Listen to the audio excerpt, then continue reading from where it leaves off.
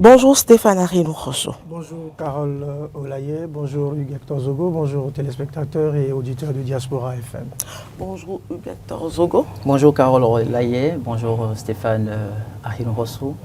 Bonjour également aux téléspectateurs et aux auditeurs de Diaspora FM.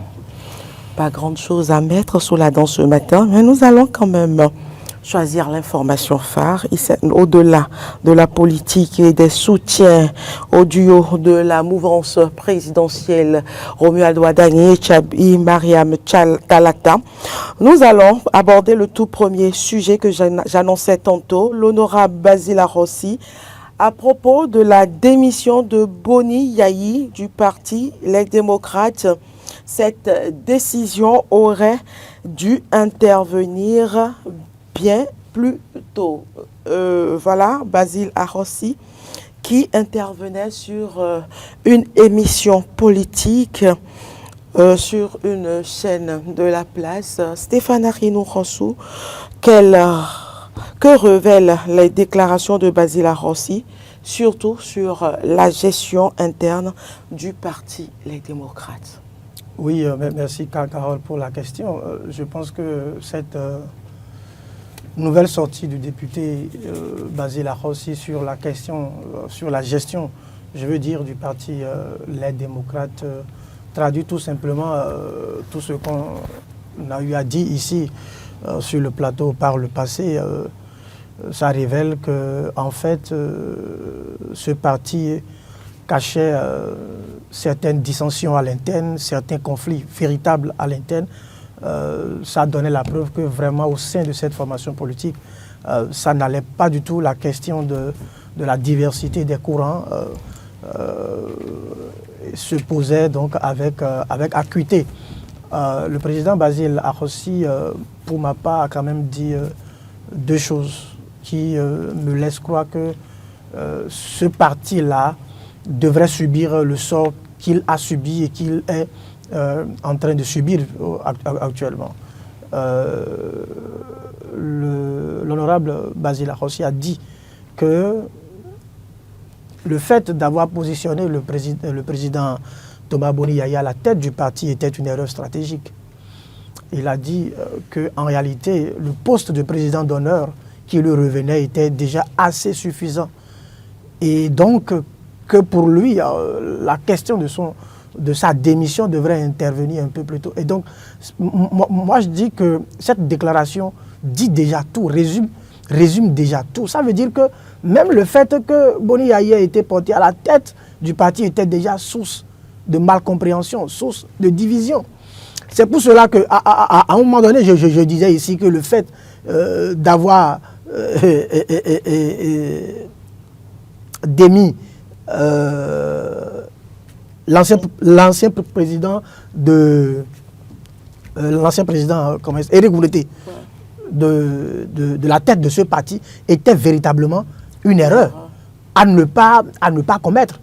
Et cette erreur aura été fatale au parti politique. Et c'est bien clair aujourd'hui. Je pense que les révélations vont de plus en plus nous conforter ou me conforter dans ma position que c'était vraiment une erreur stratégique d'avoir démis Éric Gouleté de la tête de ce parti pour prétendument qu'il serait proche de la mouvance ou pour d'autres raisons qu'on avance et qu'on argue sur des bases que nous ne savons véritablement pas. Aujourd'hui, ça a coûté ce que ça a coûté aux partis politiques et ils sont en train véritablement de payer les frais de cette erreur-là. Et je suis en train de constater que les cadres de ce parti ne sont pas en train de comprendre la leçon. Parce que, bien évidemment, on est en train de constater que cette lettre de démission que le président Thomas Boni a déposée serait en train d'être rejetée par une certaine catégorie de cadres du parti parce qu'on voudrait que Boni Yayi soit maintenu encore à la tête de ce parti. Alors que... nous allons en revenir. D'accord.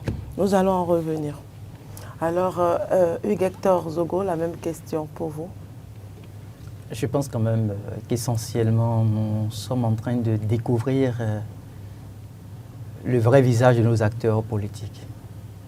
Voyez-vous, la période choisie pour faire cette déclaration-là, pourrait nous renvoyer quand même à ce que l'on puisse se poser la question fondamentale de savoir, est-ce l'intérêt général qui demande tout ça ou c'est juste une question de positionnement stratégique en politique? Parce qu'en réalité, on se retrouve à la fin d'un cycle de vie politique. Patrice Talon s'est retrouvé à la tête de notre pays et il est en train de terminer son deuxième et dernier mandat constitutionnel. Et c'est la période choisie par un des vice-présidents ou un des anciens vice-présidents de cette formation politique pour faire, une fois encore, une sortie, non dans le sens de permettre au peuple béninois de découvrir ce qu'il apporterait comme contribution, mais dans le sens de s'intéresser à la vie d'un parti politique qui lui a pratiquement tout offert. La personne qui fait les déclarations s'est retrouvée vice-président de l'Assemblée nationale grâce à ce parti de l'opposition, les démocrates. Dans quelle famille il n'y a pas de dissension? Je ne parle même pas d'un parti politique. Je pars du principe de la famille, qui est l'unité déjà de base, à partir de laquelle la société arrive à porter le sens des valeurs. Est-ce que vous connaissez au monde une seule famille dans laquelle, à des moments donnés, l'on ne se retrouve pas face à des incompréhensions? Il n'y en a pas. Et donc, quand vous devez quitter, par exemple, une famille pour aller vers un parti politique, puisque là, c'est un regroupement de plusieurs individus, vous pouvez également vous attendre à ce que, à un moment donné, les gens n'arrivent pas à se comprendre sur certains positionnements, sur certaines manières peut-être de conduire la destinée du parti et tout le reste. Mais pour moi, on n'occupe pas, à partir de sa position, on ne bénéficie pas des privilèges d'un parti politique, se retrouver être le seul acteur assiégé au bureau de l'Assemblée nationale finissante et venir faire ces déclarations-là. Ce n'est pas le moment de faire ces déclarations. Si vous vous retrouvez membre d'une formation politique et vous constatez qu'il y a des irrégularités, encore que vous avez occupé le poste de vice-président, si vous n'êtes pas d'accord avec la manière dont les choses se font, vous trouvez la manière pour amener les choses, pour amener les uns et les autres à la raison. Une formation politique, à ce que je sache, est régie par des textes et lois. Il y a un règlement intérieur qui est au-dessus de tout le monde. Et quand les uns et les autres ne sont pas en mesure de respecter le règlement intérieur de votre formation politique, la République dans laquelle vous vous retrouvez et qui vous concède le droit de citoyen vous protège à travers donc le ministère de l'Intérieur. Vous avez la possibilité de saisir le ministre de l'Intérieur pour lui signifier clairement que le règlement intérieur de votre parti politique ne se respecte peut-être pas par tel ou tel autre individu. Et la question va être tranchée. N'attendez pas que le parti ait subi tout ce que nous avons connu et pratiquement à la veille, parce qu'on est en début d'un nouveau cycle politique, vouloir faire un repositionnement, vouloir plaire peut-être au prochain chef d'État qui sera élu, pour traiter ceux-là qui vous ont tout offert de ces mots. Donc pour moi, l'honorable Basile Arrossi vient de faire une sortie de trop. On pourrait dire, oui, tout le monde sait qu'il y avait des problèmes. Oui, il y avait des problèmes. Quand il y a des problèmes, on cherche la solution. Quand on appartient à une famille politique, ce n'est pas venir étaler à la place publique ce qu'on a vécu. Linge sale. Non. Et pour preuve, est-ce qu'en prenant la parole, il s'est permis de vous dire, par exemple, tout ce qu'il a pu gagner à partir de ses positions? Il n'a pas dit. Est-ce qu'il a eu le courage de vous dire, par exemple, quand il s'est retrouvé dans la posture de vice-président à l'Assemblée nationale grâce à la formation, les démocrates, tout ce qu'il a gagné comme privilège, que ce soit son salaire, que ce soit... Est-ce qu'il vous en a parlé? Le nombre de voyages qu'il a fait au nom du parti Les Démocrates, est-ce qu'il en a parlé? Donc, quand on est partisan, il y a un minimum qu'il ne faut pas outrepasser. Ce n'est pas aujourd'hui parce que Boni Yayi est en disgrâce, ce n'est pas parce que l'on trouve que, bon voilà, le parti se retrouve quasiment en lambeaux qu'il faut venir en ajouter. Je ne suis pas d'accord. Stéphane Akinrosso, partagez-vous la lecture de Hugues Hector Zogo? Non, vous savez, Hugues même sait que je ne partagerai pas ce point de vue, cette position. Je suis d'accord sur un principe qu'on ne tire pas sur l'ambulance. Donc c'est normal, selon vous, je veux dire qu'aujourd'hui, Basile Arrossi puisse... je veux dire que on ne tire pas sur l'ambulance. On sait que le parti LD est dans une situation pas très confortable. Et donc, on peut, à partir de ce moment, porter des réserves par rapport à un certain nombre de déclarations. Mais il ne faut pas oublier, quand on parle de Basile Arrossi, qu'il y a quand même un certain nombre de faits. Basile Arrossi n'est pas venu comme par hasard pour jeter de discrédit sur la formation politique LD, encore moins sur l'ancien président de la République, Thomas Boni Yayi. En tout cas, en l'écoutant, je n'ai pas eu cette impression. Je n'ai pas eu cette impression. Vous savez, il a dit dans son intervention que il n'a jamais caché ses ressentis, que ce soit au président Thomas Boni Yayi ou que ce soit au président Patrice Talon. Est-ce que vous connaissez une seule sortie que Basile Arrossi a pu faire dans le temps et qui nous aura permis de comprendre qu'en réalité, les ressentis dont il est en train de faire cas, par exemple, il les a partagés avec le peuple béninois, comme il se permet aujourd'hui de faire des sorties. Moi, je ne suis pas d'accord avec cette manière de faire, parce que je trouve qu'en réalité, quand on est dans un parti politique, il y a un minimum de discipline à adopter. Vous permettez que j'aille au bout. Moi, je ne parle plus de questions au niveau du parti LD, où est aujourd'hui la question de discipline. La discipline, elle est à quel niveau? À quel niveau pourrait se situer cette discipline-là? Il y a une situation. Et la situation est en train de conduire directement ce parti-là au chaos. Le parti LD au chaos. Un parti où le président démissionne, les militants démissionnent à volo. Et on est tous d'accord qu'il y a des crises à l'intérieur. Et personne ne s'assoit pour dire, ces crises qu'il y a à l'intérieur là, qu'est-ce qu'on fait, comment on en sort. Et tout ne s'explique plus au sein de cette formation politique.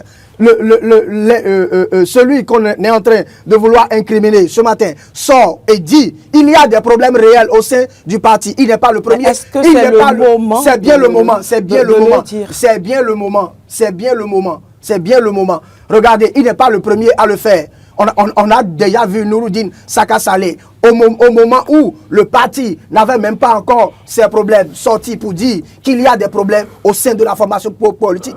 Quand il y a des problèmes, il faut pouvoir les exprimer. Je ne vois pas, en tout cas, je n'ai pas eu le sentiment que dans sa déclaration, il a jeté du discrédit sur le parti qu'il est en train de cracher, n'est-ce pas, donc dans la marmite dans laquelle il a mangé. Il est en train de relever un certain nombre de problèmes. Et les problèmes qu'il a relevés, qu'on me dise un seul sur lequel on n'est pas d'accord. Je ne sais pas si vous êtes membre de la formation Les Démocrates, je ne le sais pas. Mais tout ce dont je suis conscient, c'est qu'en réalité, quand vous appartenez à une formation politique, il y a un minimum de discipline à adopter. Vous trouvez que l'honorable Basile Arrossi fait bien aujourd'hui de sortir, mais nous serons encore les premiers acteurs demain à prendre la parole pour réclamer qu'il y ait un parti d'opposition dans notre pays parce que nous sommes dans un régime démocratique. Nous serons encore les premiers acteurs. Quand il y a problème, ce n'est pas au niveau de la presse que les problèmes se règlent. Quand il y a problème, c'est dans l'interne. En fait, là où j'ai du mal à intégrer la position que vous défendez, c'est que quelle est la déclaration qui est faite par l'honorable Basile Arrossi et qui pourrait fait croire qu'il fait entorse à la discipline de groupe. Qu'est-ce qui nous permet aujourd'hui de mener le débat? De toutes les façons, s'il était resté sans faire cette sortie-là, ce débat n'aurait pas eu lieu ce matin. Et puisque nous parlons de cette formation politique, nous venons en ajouter à ces peines. Puisque la période choisie n'est pas bienvenue parce que le président du parti a déposé sa démission. Et vous avez dit vous-même tout à l'heure qu'il faut en réalité que les problèmes puissent être réglés.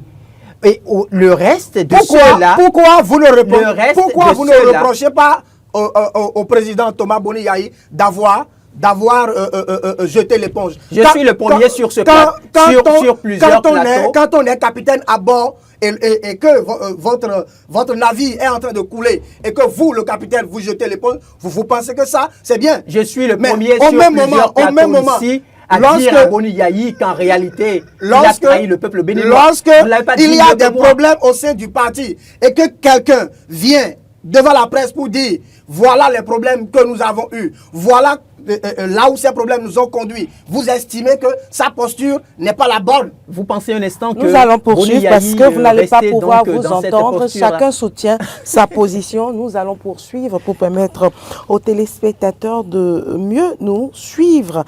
Ma question est: la démission de Boni Yayi peut-elle aujourd'hui renforcer ou affaiblir encore le parti? Moi, je pense, tout va dépendre de comment la question de sa démission se sera gérée. Et je suis en train de dire ceci, deux choses. Pour moi, de façon claire et nette, la démission de Boni Yayi de la tête de ce parti est une bonne chose. Et je pense qu'il a pris une décision salutaire. Parce qu'il ne devrait même pas accepter être président de ce parti. Ça, c'est mon opinion. Parce que je pense que lorsque Éric Oundete avait ce parti en main, on a vu le parcours de cette formation politique. Mais donnez-moi un seul exemple où depuis 3 ans que le président Thomas Boni Yayi a pris les rênes de ce parti a réalisé un seul exploit, ne serait-ce que sur le plan électoral. Et voyez-vous, là où ça nous a conduit. Et je trouve que c'est une décision sage.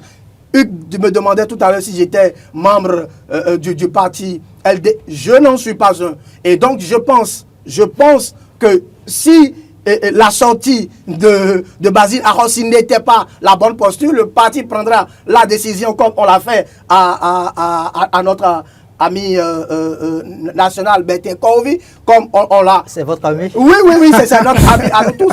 J'espère bien que le parti LD prendra également la décision de sanctionner. Et donc, je ne comprends pas pourquoi certains s'obstinent maintenant à dire qu'ils ne veulent pas admettre la démission de Boni Yayi. Pour moi... Nous allons en venir. Non, c'est le deuxième sujet. Ce sont ceux-là qui sont en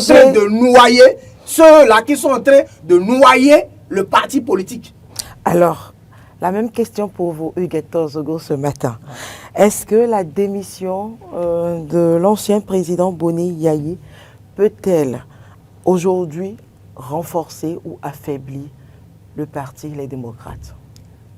Il peut arriver à des moments donnés qu'on pense que le véritable acteur qui a été à la base de tous les problèmes du parti Les Démocrates, c'est Boni Yayi. Il peut arriver que l'on l'ait pensé, il peut arriver qu'on l'ait même dit. Mais en réalité, il faut contextualiser. Contextualiser, se rendre compte que ce qui arrive au parti Les Démocrates, c'est juste la suite d'une situation vécue entre 2 leaders politiques. Et ces 2 leaders politiques ont pour nom Patrice Talon et Boni Yayi. Ouais. C'est la guéguerre, en fait, qui a existé depuis plusieurs années entre Boni Yayi et Patrice Talon. C'est ça qui donne ce coup fatal-là au parti Les Démocrates. Ce n'est pas 2 choses. Boni Yayi aurait même pu ne pas se retrouver président de cette formation politique. Ce qui arrive au parti Les Démocrates aujourd'hui, si on veut que ça leur arrive, ça leur arrivera. Ça va être peut-être difficile de ne pas l'accepter, mais ça aurait été pour moi une forme d'hypocrisie. Ce qui arrive au parti Les Démocrates, Boni Yayi en porte peut-être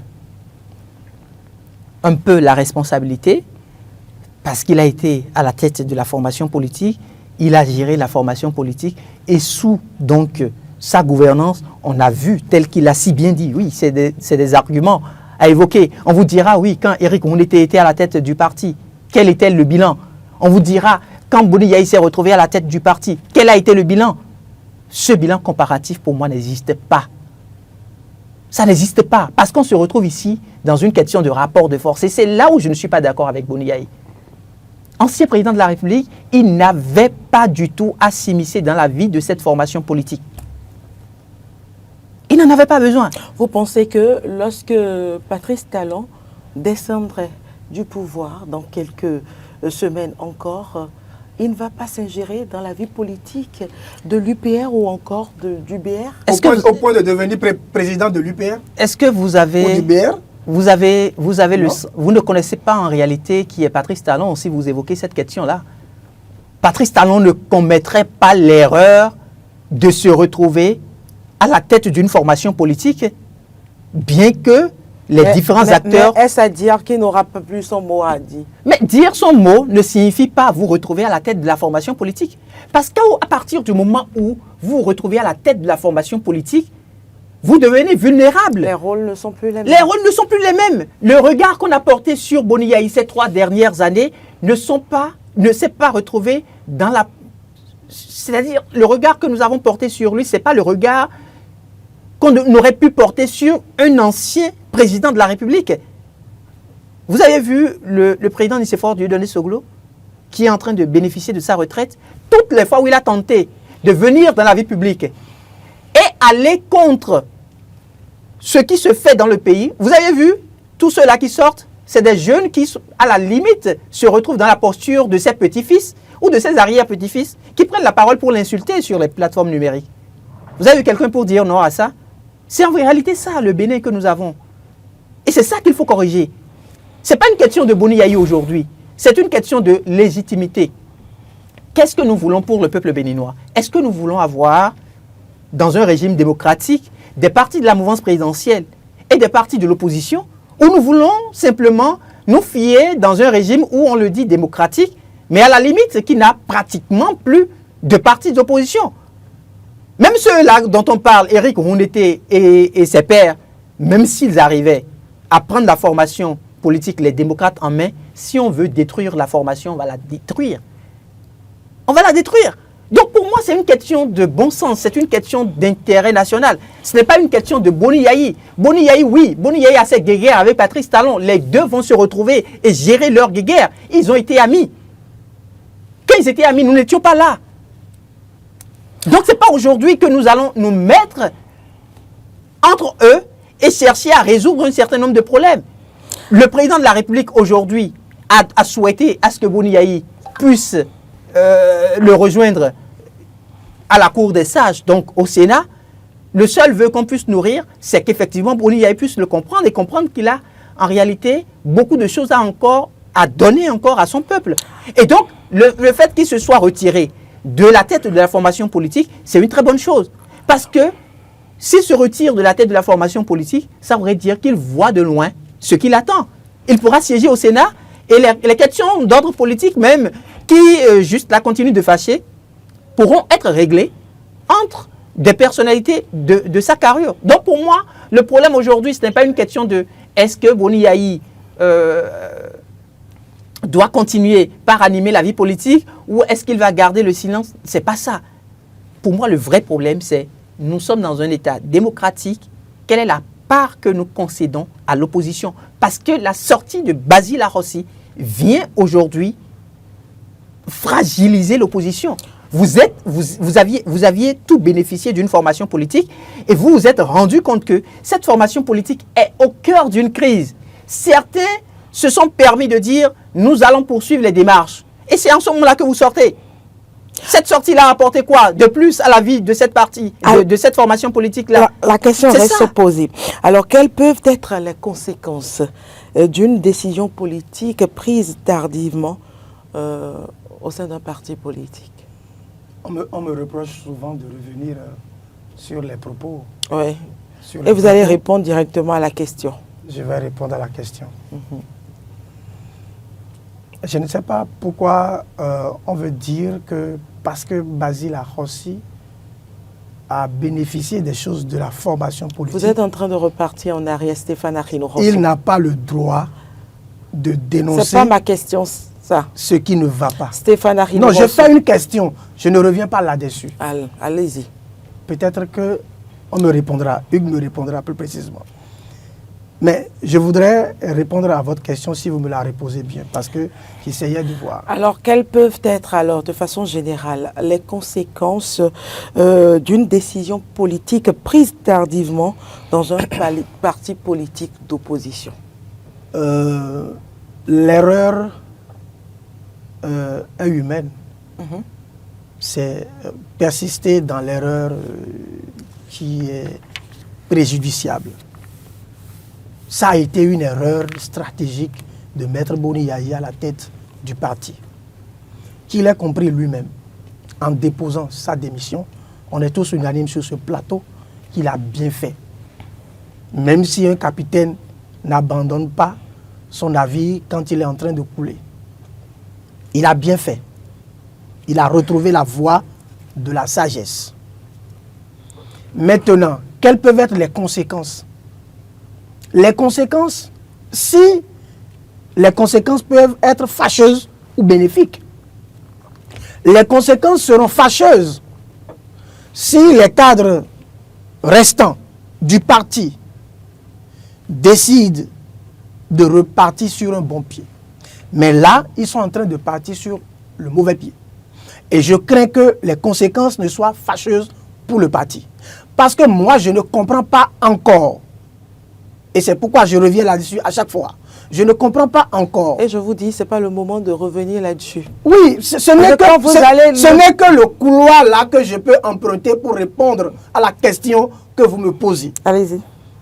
Je ne comprends pas encore pourquoi un président de parti qui a dirigé le parti pendant 3 ans décide de son propre chef, peut-être après analyse, après rétrospection et introspection, décide de déposer le tablier, évoque des raisons, et que des individus pensent qu'il demeure le messie d'un parti qui l'a conduit à là où nous savons. C'est un paradoxe qui n'est pas encore clair dans ma tête. Et donc je suis en train de dire que ceux-là, qu'est-ce qu'ils veulent du parti? Ils veulent du parti. En principe, il y avait une rumeur qui avait circulé. La logique aurait voulu que les cadres du parti empruntent le couloir que Boni Yayi lui-même a défini. Il dit, en attendant que les règles statutaires ne soient respectées, qu'on confie la gestion du parti au vice-président. Et tout le monde est d'accord.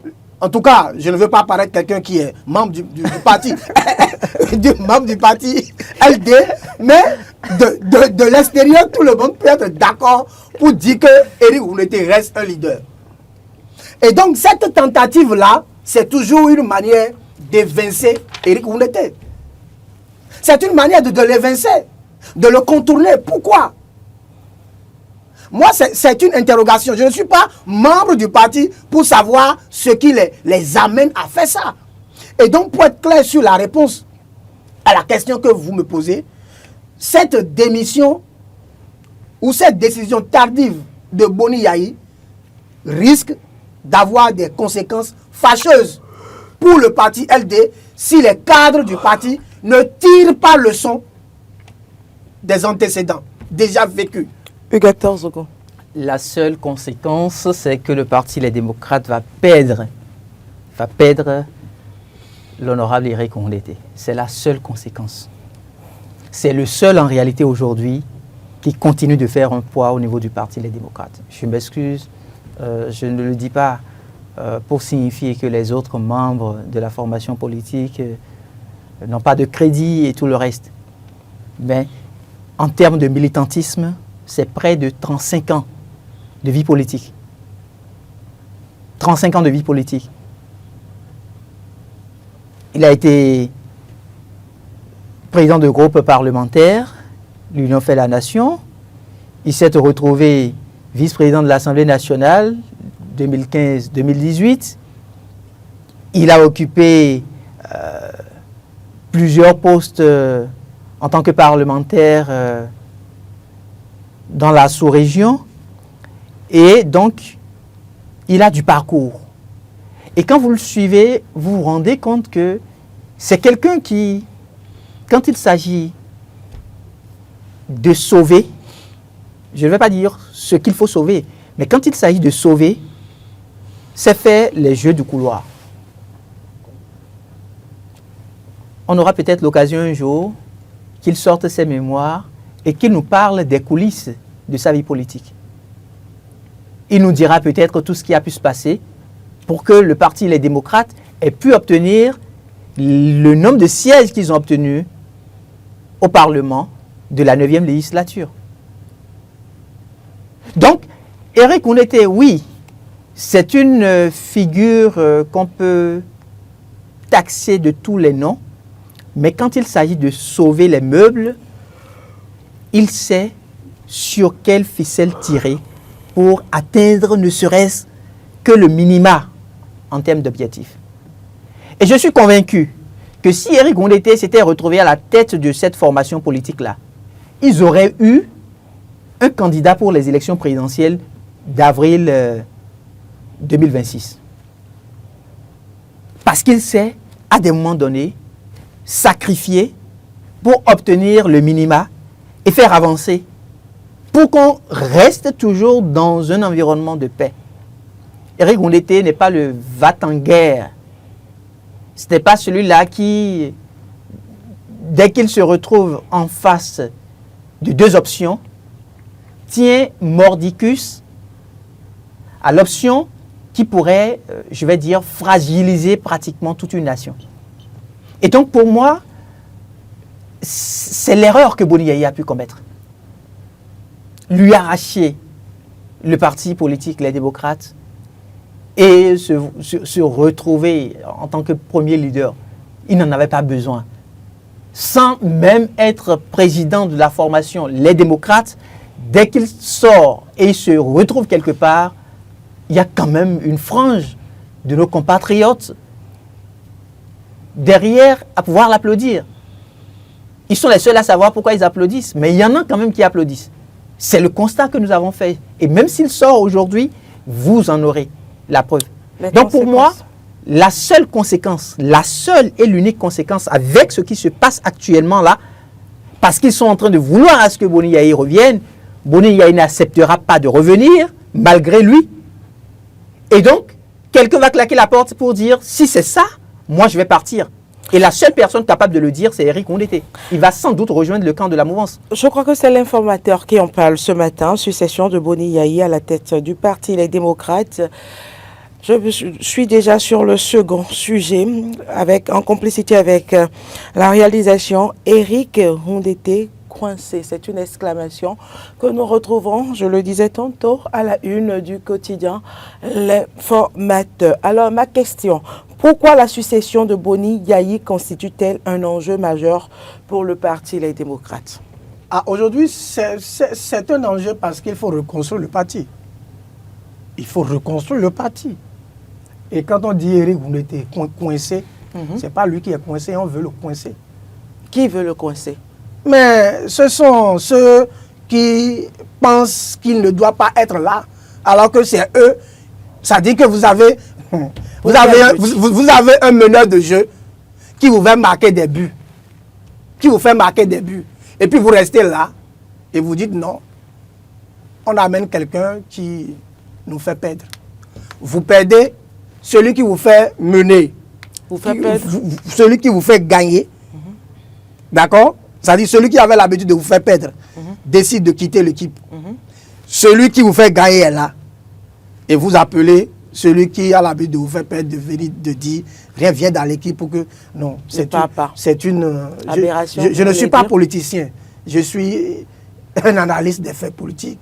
Mais je pense que c'est une... aberration. Oui, à la limite. Pourquoi il a du mal à prononcer le mot? Oui. Pourquoi il a du mal à- Oui, Ouais, pourquoi il a du mal à oui, prononcer? Je lui sers le mot. Il a du mal encore à le répéter. Allez-y. Oui, c'est une aberration. Enfin. C'est une inconséquence même. À la limite, c'est une inconséquence. Voyez-vous. Et ça, moi, j'ai envie de dire le pauvre Eric. Parce que je ne voudrais pas être à sa place. Et je suis d'accord avec Hugues sur cet aspect quand il dit que fatigué, il va claquer la porte. Parce que c'est comme si visiblement, il gêne des gens. Oh, vous êtes convaincu. Mais Hugues dit quelque chose de très intéressant. Hunete, c'est quelqu'un qui a de la pratique politique, qui a de l'expérience politique, qui s'est fait les jeux de couloir parce qu'il a été à beaucoup d'écoles. Il a des approches qui fait gagner. Bon, est-ce que c'est sa façon de gagner sur des terrains politiques que les gens jalousent, ou les gens ne veulent pas transcender leur ego pour faire émerger le parti? Vous ne pouvez pas coincer quelqu'un qui peut faire votre bonheur. C'est une aberration politique. Aujourd'hui... Alors Stéphane, quels oui. sont les défis politiques auxquels Eric Hunete pourrait faire face dans cette succession? Non, moi je pense qu'il est dans la posture dans laquelle il doit être. Le silence. Il faut observer. Parce que, qu'est-ce qu'il peut? Il faut bien, même si il a la volonté, il a le charisme, il a toutes les l'étoffe nécessaire, mais il faut que les gens lui accordent le lead. Sinon, c'est comme si il commandait un poste de leader alors qu'il l'est déjà. Et c'est quand même, ça dit que c'est quand même dommage pour le parti, pour ce parti-là. C'est dommage pour que... On a toujours vu ça, c'est pas les hommes qu'il faut qui sont forcément à la place qu'il faut. Pour cette formation politique-là, aujourd'hui, avec les challenges qui s'imposent à ce parti, il faut quelqu'un comme Eric Hunete. C'est-à-dire qu'on n'est pas en train de dire que les autres ne font pas le poids. Mais entre deux, quand vous mettez sur la balance, il faut bien que quelqu'un pèse plus que l'autre. Et on est en train de dire qu'en l'espèce, on a déjà vu Eric faire. Laissons-le. Laissez-le. Je n'ai pas envie de dire laissons pour qu'on pense que je suis du parti. Entre deux mots, il faut choisir le moindre, dit-on. Et vous vous rendez compte qu'Eric Hunete, à travers son parcours politique, a pu permettre à la formation les démocrates d'obtenir quand même des députés à l'Assemblée nationale. Avec Boni Yayi, ça n'a pas été le cas. Ils n'ont même pas eu la chance d'avoir des candidats au poste de député à l'Assemblée nationale. C'est-à-dire que ces candidats-là, ils sont partis et ils n'ont pas eu le taux voulu par le code électoral. Donc, il faut mesurer ce que ça représente. Ceux-là qui se sont retrouvés à vivre, je vais dire, l'expérience politique de l'opposition pendant plusieurs années, dès qu'ils vont revenir, par exemple, et vouloir changer tout de suite de posture, systématiquement, vous vous rendrez compte que le peuple va les traiter de tous les noms. Donc ceux-là, aujourd'hui, ils ont été mis en difficulté, on dira, à cause de Boni Yayi. On dira à cause de Boni Yayi. Mais il aurait pu éviter ça. Il n'a pas su l'éviter. Et ça lui tombe dessus aujourd'hui. Les enjeux sont là. Le parti Les Démocrates, il faut que le parti puisse renaître de ses cendres. Ça, c'est le premier défi. Et le deuxième défi, c'est qu'il faut que le parti arrive à convaincre encore le peuple béninois. Parce que le parti a perdu en termes de crédibilité. Au moment où les députés n'étaient pas encore à l'Assemblée nationale au niveau de la 9e législature, c'était l'euphorie. On dirait que une fois que les démocrates, dans la posture de députés, siégeraient à l'Assemblée nationale, ben, tout allait basculer. C'était le sentiment qu'on avait. C'était ce qu'ils nous faisaient croire. Mais ils se sont retrouvés à l'Assemblée nationale et on n'a pas eu cet impact-là. Donc, à un moment donné, ils ont perdu la confiance de certains compatriotes à nous qui visiblement leur faisait suffisamment confiance, faisait foi en ce qu'ils partageaient comme idéal politique. Troisième effet, ils se sont retrouvés à préparer leur dossier. Le peuple était là à les avertir, attendez, ne tombez pas dans tel ou tel autre piège, mais ils ont, sur le coup de la naïveté politique, commis toutes les erreurs. Conséquence, ils ne seront pas aux élections présidentielles. Ils ont manqué de sérieux, de tact dans la préparation. En politique, ça se paye cash, parce qu'on est au cœur d'un nouveau cycle de vie. La mouvance n'a pas intérêt à ce que l'opposition, par exemple, vienne gagner les élections. Ce n'est pas le rôle de la mouvance. C'est de la même manière que si c'était ceux aujourd'hui qui se retrouvent dans la posture d'opposition qui étaient les mouvanciers, ils n'auraient pas eu aussi intérêt à permettre à ce que l'opposition puisse avoir les mains aussi faciles que ça. Donc c'est un défi permanent, c'est un challenge. Malheureusement, cette formation politique n'a pas su le comprendre, n'a pas pu garder le silence quand il fallait garder le silence, n'a pas pu surgir quand il le fallait, et puis le parti est en train de mourir progressivement. Alors comment un parti politique doit organiser une transition de leadership sans créer la division? Avant de répondre à la question, je voudrais quand même dire quelque chose. Soyons sérieux. On est en période électorale. Hein? Vous n'avez pas réussi à aller à une élection. La seule à laquelle vous avez participé, vous n'avez pas décroché un seul député. Il y a un parti politique de l'opposition qui est dans la course pour la présidentielle. Vous ne vous arrangez pas pour aller négocier et voir dans quelle mesure vous pouvez prendre le pouvoir. Hein. Non. Votre président démissionne. N'est-ce pas tard à cette heure-ci? Allez-y, continuez. Mais les voix sur ce chantier auraient été plus intéressantes, c'est ce que je veux dire. Les voix sur ce chantier auraient été plus intéressantes que le chantier sur lequel ils sont en train de s'investir là. C'est comme alors, si, comment organiser une transition? Je ne sais pas comment je vais dire ça en français pour que ça puisse traduire la pensée fond elle-même. Ça dit que c'est comme on vous lance un sort pour que vous vous auto-détruisez. Ce n'est pas normal. Ce n'est même pas beau à voir. Ce n'est même pas beau à voir. Ça dit qu'on est en une période. Ça dit. Normalement, si vous ne voulez pas réagir, vous casez. Ce n'est pas le moment. Il faut se caser. Oui, il faut rester calme. Après les élections, ils vont ressortir et peut-être animer un peu la vie politique. Je ne sais pas si ça va se faire parce qu'on parle de choses là aujourd'hui. C'est pas beau ce qui arrive là. Mais comment organiser une transition de leadership à la tête la d'un bonne parti manière politique pour le parti les démocrates, la bonne manière aujourd'hui là, d'accord? Quand un président, quand votre capitaine vous laisse, alors que vous êtes en train de couler, de chavirer, c'est de vous tenir la main. C'est de vous tenir la main. Et là, ils ne sont pas en train de réussir ce challenge-là. Ils devraient se rasseoir pour dire, bien, écoutez les gars, qu'est-ce qu'on fait? Notre leader nous a laissé, qu'est-ce qu'on fait? Qui on prend? En train de réfléchir. Non.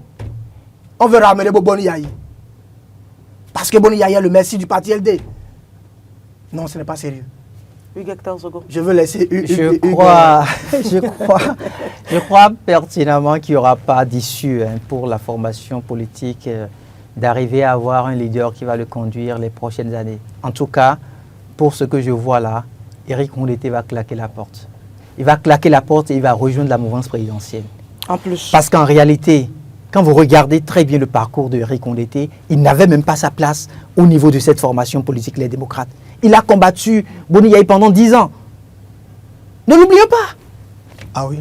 Éric Rondeté a combattu Boni Yahi pendant 10 ans. Donc le fait qu'il soit au niveau de cette formation, les démocrates, avec la majorité des membres ralliés à Boni Yahi, ça ne lui apporterait absolument rien. On l'a juste mis là pour lui rendre un coup politique. Et le moment est venu pour qu'il puisse rebondir. Et donc, ce qui se fait aujourd'hui, ce à quoi nous sommes en train d'assister sous forme de théâtralisation, pour moi, c'est une autre forme de crédibiliser l'image de la figure Éric Ndoundété. Il va quitter le parti Les Démocrates tête aimée. Et il dira, oui, ils n'ont pas voulu que je sois le président du parti. J'ai tout donné en vain. J'ai tout donné en vain. Est-ce que vous aviez écouté Éric Ndoundété au moment où il y avait des tensions, au moment où on a voulu qu'il ne soit pas candidat aux élections présidentielles, tout ça? Vous l'avez entendu? Non. Ce silence-là, c'était un silence stratégique. Parce qu'il savait un jour qu'on en arriverait là. Il savait qu'un jour, Boni Yayi n'accepterait pas conduire la destinée du parti si ce qu'on observe là, en termes de statistiques, en termes de résultats, arrivait pas à être au rendez-vous. Parce que la personne a fait plus de 35 ans de parcours politique, d'engagement. Il sait ce qu'on appelle la procédure parlementaire et il manipule ça comme de l'eau qu'on boit. C'est aussi facile pour lui. Et donc, pour son expérience, je me dis, il avait déjà anticipé tout ce qui se passe aujourd'hui. Peut-être qu'il savait même que notre loi fondamentale, à un moment donné, serait toilettée et qu'il y aurait création du Sénat.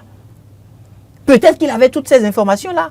Et s'il avait ces informations-là, ça voudrait dire qu'inéluctablement, Boni Yayi allait siéger. Boni Yayi aujourd'hui a parlé, en tout cas, de raisons sanitaires. C'est des raisons fondées.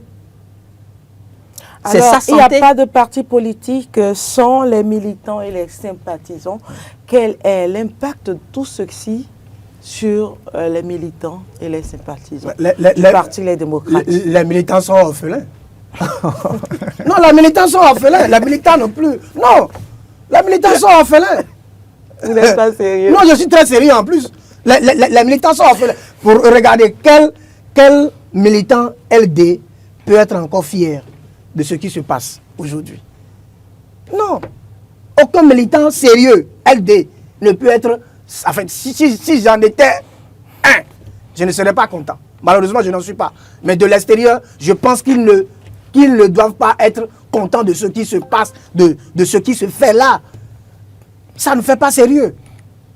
Ça ne fait pas sérieux. Ça dit, d'abord, par la gestion, je ne veux pas dire calamiteuse, mais la gestion bizarre du parti, on a empêché les militants de s'exprimer comme ils auraient souhaité.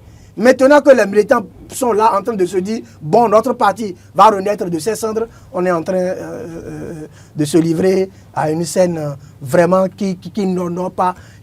Et puis moi, je me dis, quand même, ce parti a des cadres. Hugues Zogo. Ce parti a des cadres. Qu'est-ce qui se passe? Je crois, ma foi, pour finir définitivement avec ce sujet ce matin, je crois, ma foi, que les militants sont fatigués. Les militants ont envie de faire... Ils ne sont plus orphelins. Non, ils ne sont pas orphelins. Il ne faut pas les penser orphelins. Parce qu'ils n'étaient pas autant protégés que ça, qu'on l'imagine. Ils sont fatigués. Ils sont fatigués de ce qu'on leur offre aujourd'hui au niveau de cette formation politique. Et quand on est fatigué de quelque part, on fait l'effort donc de chercher mieux. On recherche la paix. Et donc, je suis sûr que chacun d'eux, puisqu'on est quand même au début d'un nouveau cycle de vie dans quelques semaines, chacun d'eux est en train de se repositionner. Parce que s'ils ne se repositionnent pas, et s'ils veulent effectivement faire de la politique, c'est qu'ils n'auront pas voix de chapitre. Parce qu'en réalité, le parti Les Démocrates n'a pas de conseiller, n'a pas de maire, n'a pas de député, et n'aura pas de ministre d'État. Alors, qu'est-ce que ça coûte de rester dans une formation politique du genre? C'est pourquoi je vous dis, Éric Ndoundété va claquer la porte parce qu'il a une destinée brillante et je ne le vois pas assis pendant 7 prochaines années à ne pouvoir offrir un plus à son pays. Il va sans doute prendre part au débat politique et pour le faire, il faut qu'il rejoigne la mouvance présidentielle. Merci Hugues Zogo, merci Stéphane Arinou-Rossou.